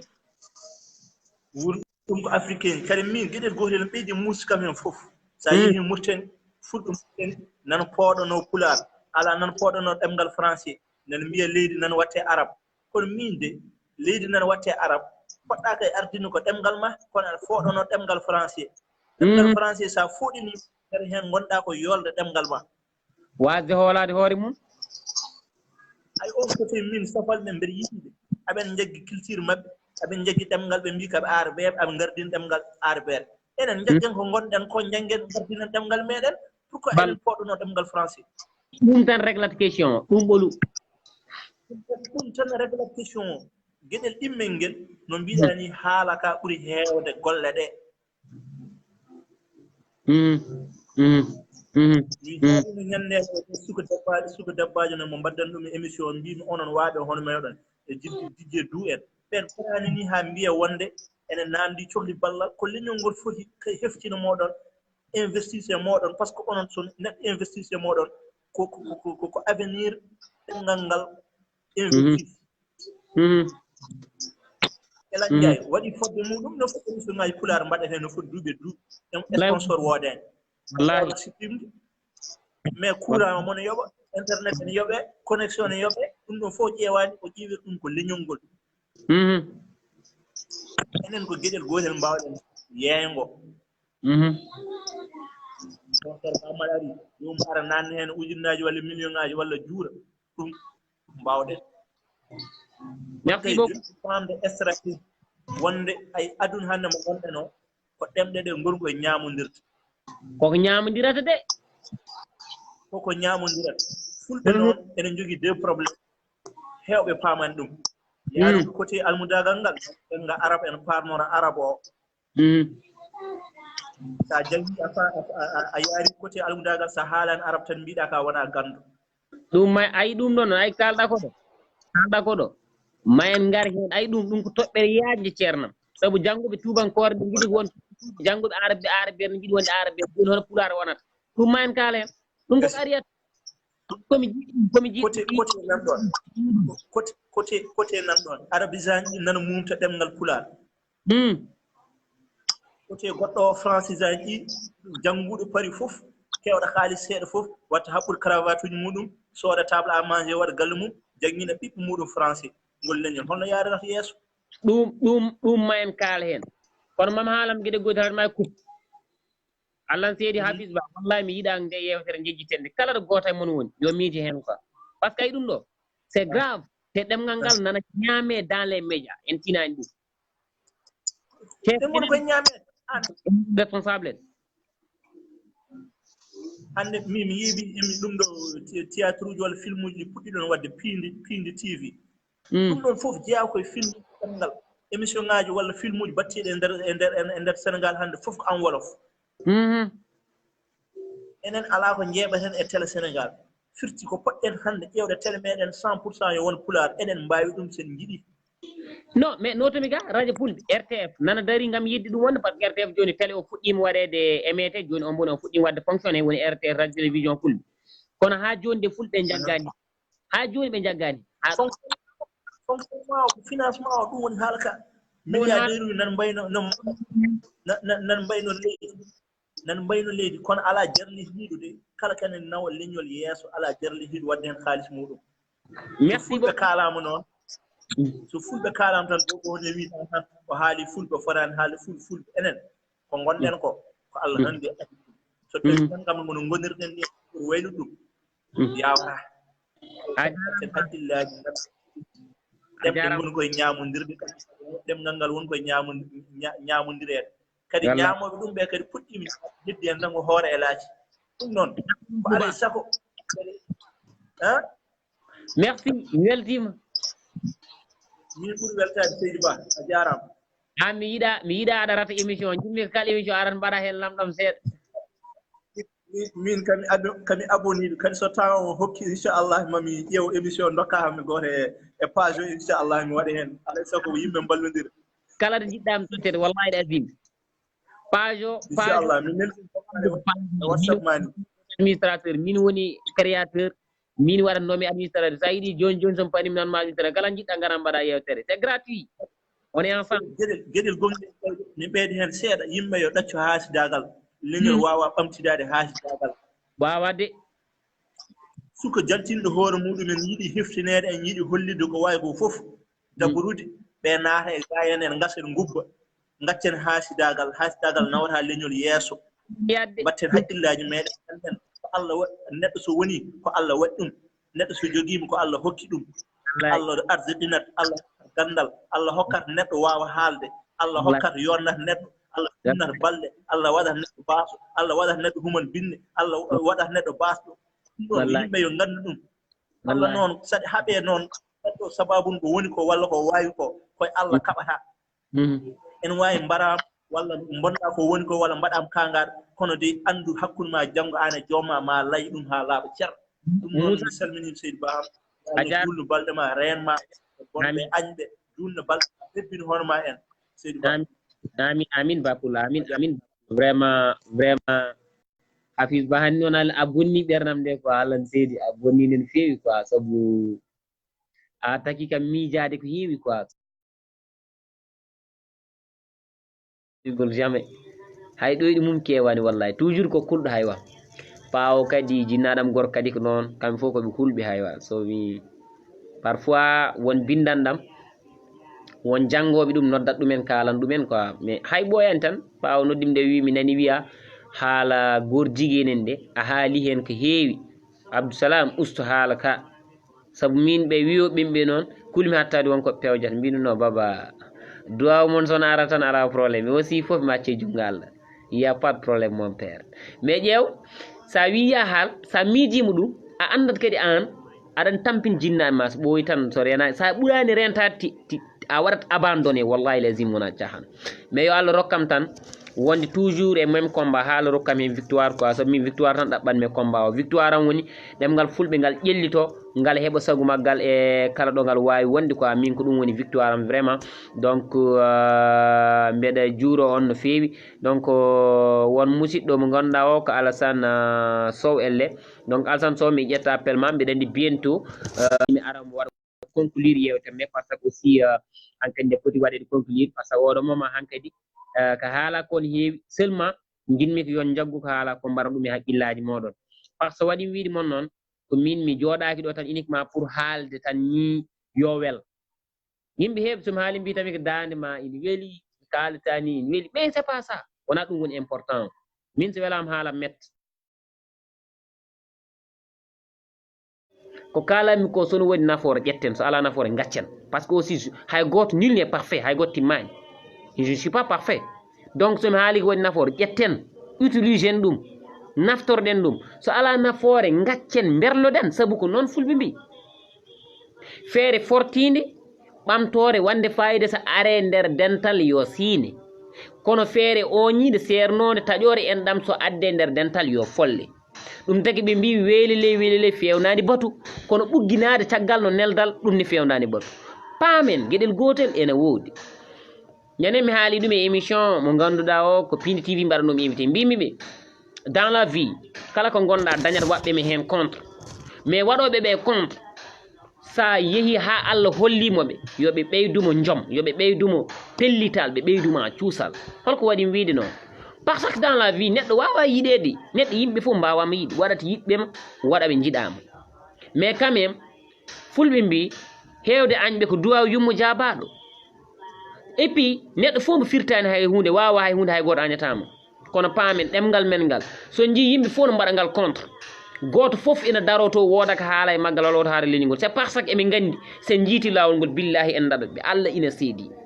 sen jiiti lawol ngol en daɗat ɓe lawol noon yiitama woto jawe duuɓi amen ɗi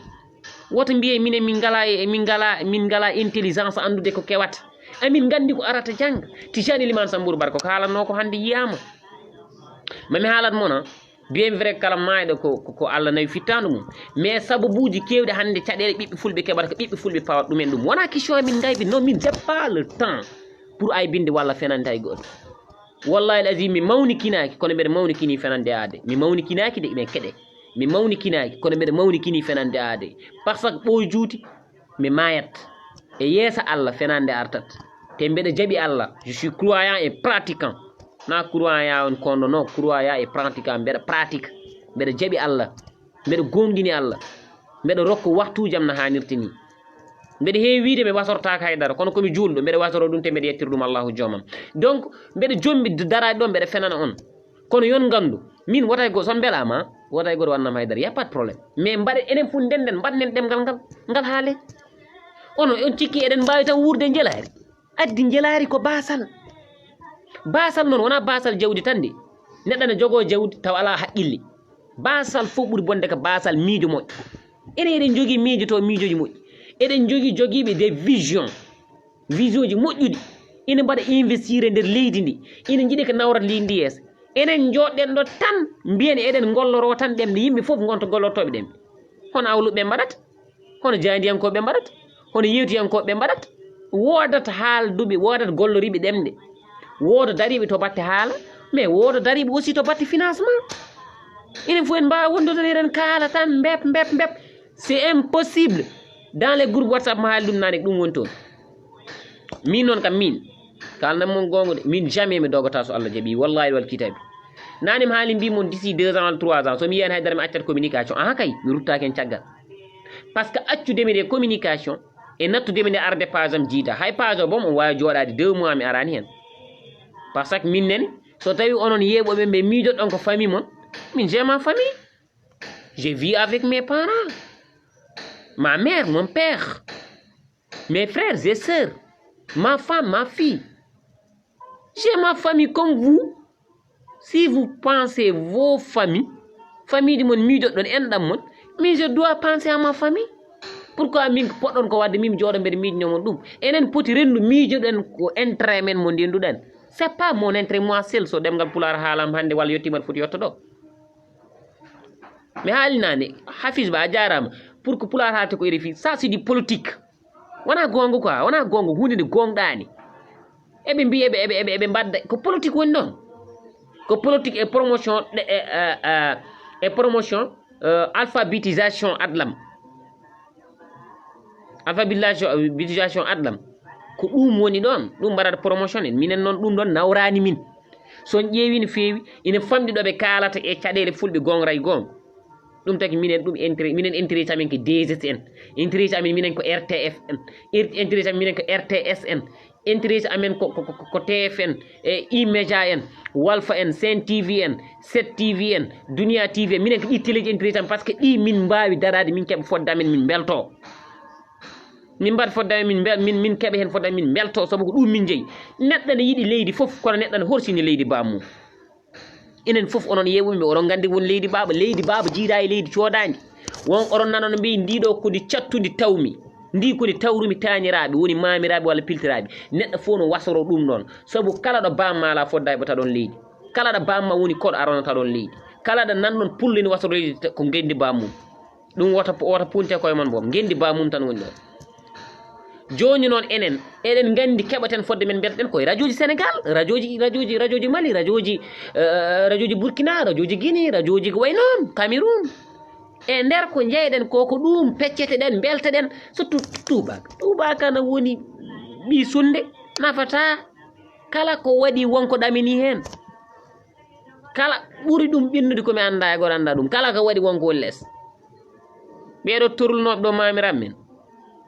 nawannoɓe mamu en hedde états unis jeeyaɓe toon ƴetton kalis garta maha Europe garta ɗo kadi punto ɗo mamiraɓe men kadi nawa te ɓeɓe nawnoɓe hanki barki salatul fati ɓe meeɗa ɗo nawde jogorɗo maade walla keyɗude ɓe nawɗo tan ko sembelɓe ɓe foof ɓurnoɓe hewdode fof jeehi Amérique son ƴeewi les noirs américain la son ƴeewi ɓe waɓede 50 Cent en waɓene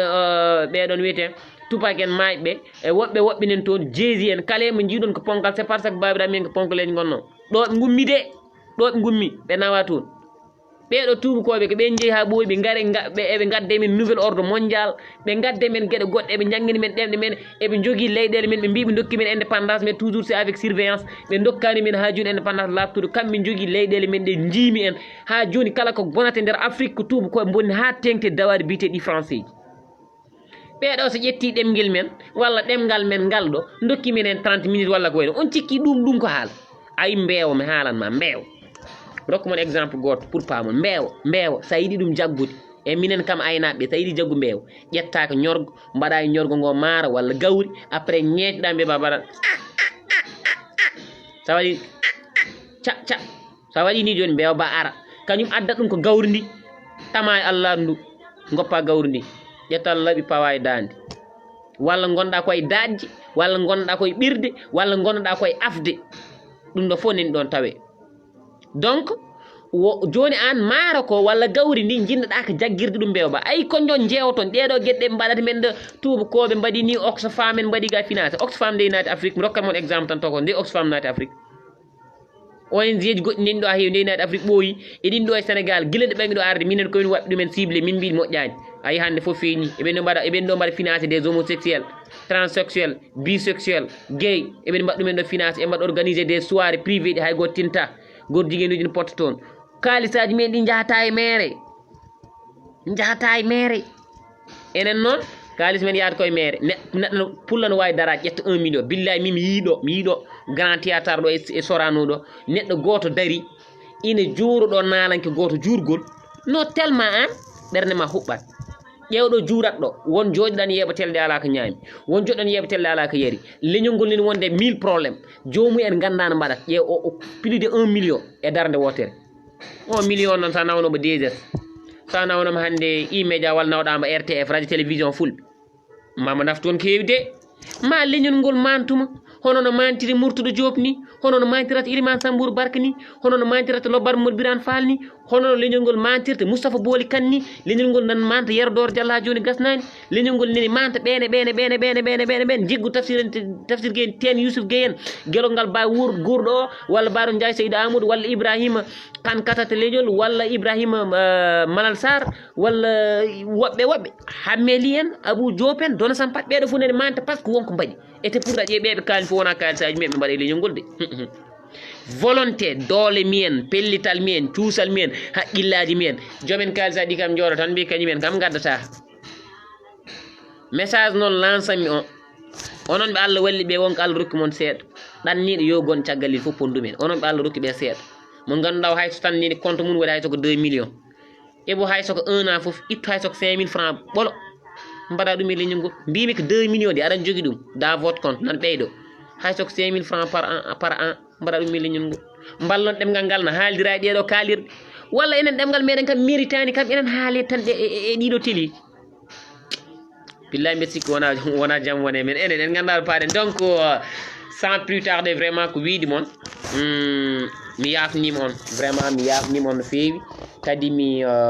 ɗaɓɓi e moɗon yaafuyi par ce que aussi ene wawi taw ko kalanmi ko taw yuɓɓani ene wawi taw rewani lawol ene wawi taw wonko waɗi on en dérangé vraiment mbeɗa yafno no fewi par ce que mi neɗɗo timmani donc ine gasa taw mi timmani taw kadi mi tinani mi timmani neɗɗo noon so timmani tinani timmani waɗa ko hanani so tawi min mi waɗi ɗo ko hanani jaafuɗe kam gande mi timmani saabu komi neɗɗo tan taɗɗo hoore mum mbo jeyani walla tagaɗo mbo jeyani hoore muɗum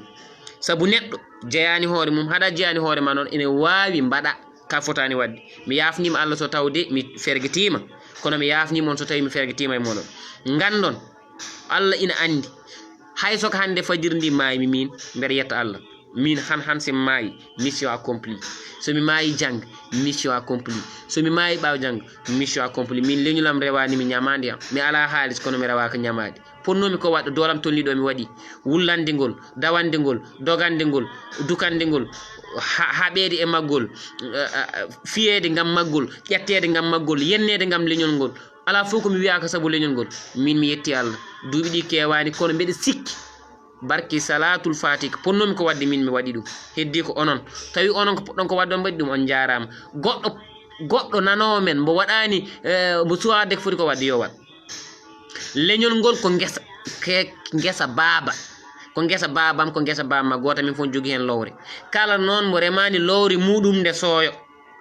gannon ɗum leñol ngol ko guesa baba moni fof jogui hen lowre kala mbo remani lowre muɗum nde sooyo ndemen lowi meɗen foɗɓe haala nana haala jaydiyankoɓe neni jayna goto fof nene gueɗe mum kono ɓe ngala walloɓe e bo ndennine kalis mon ballon guste haala ka jomen kalis en yo lems ɓe ngala kalis lems jaydiyankoɓe lems oɗo paaɗen hay nalanko menen mbawol enen kam haala tan je suis désolé quoi bon mbeɗa salminmo onon fof onon waɗoɓe suivre onon fof page o mbeɗa salmi onon fof mi juurimon kadi aussi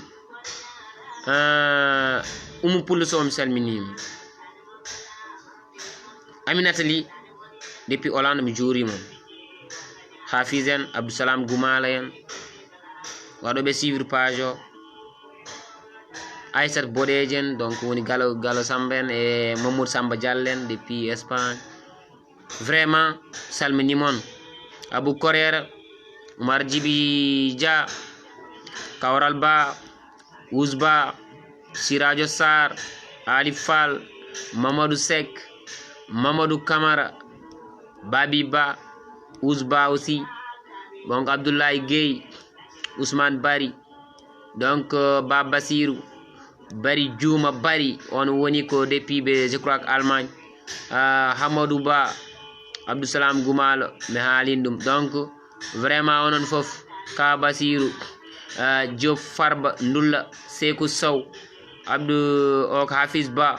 vraiment Ba Djibi mi juurimomo mon ami et frère guiɗo tedduɗo wallahi rajim Jong Ba yiɗino nadde Allah hoddirani donc noon calminireten aussi Oumara Diallo ganduɗa ko Sow Hammed Sow Hammed tan kaɗen ɗon donc député Kas on natina e omo ganduɗa aussi kañum woni Omar Ba Salif Balde e omo ganduɗa aussi Arɗo Kundo Ba donc vraiment ɓeɗo foof en jettatɓe no fewi e aussi ha joni won jokkuɓe wadde commentaire uji men mataw less vraiment salam oɗo ko Amadou Ba Ali Fall woni ɗo e Amadou Dantari Diallo donc ceerno mataw ko ceerno Aliou Moussa onon foof mi juurimon quoi lelɓe arde ɓe yoɓe gandu yewtere nde mataw ko gasi demain même heure même fréquence ɗo e page meɗen Dialal Leñol Ba ma en gartuɗo gam arde toɓɓere wonde mi haalata ha kawren ɗo janggas Allahu lamɗo je mais pensé miijoɗen fewi kalani mon ko sen darak ɗemgal men mamayi on jaram allahumma salli ala sayyidina muhammadin wa sallim hada assalamu aleykum wa rahmatullahi taala wa barakatuh ko woni hen ko min ko forti ko ko allahu joom men ɗum noon en jetti Allah juula ñulaɗo mum tedduɗo on jarama onon kala mbalende moƴƴi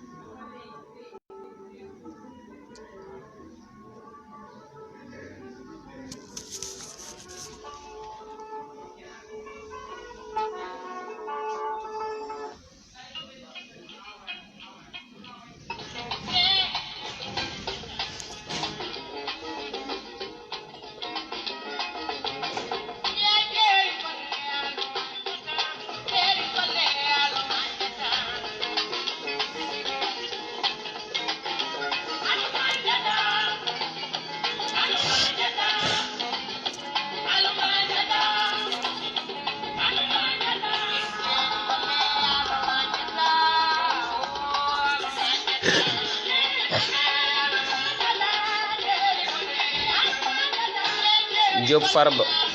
a juurama de Amat Wele Moussa Diallo aussi en juurama Aliou Bolaro bari donc onon fof on juurama wallahi onon fof oɗon do haywa Amadou Mbaye onon fof juurimon haywa kala mbaɗanoɗo suivre vraiment débat o jinnoɗo naatde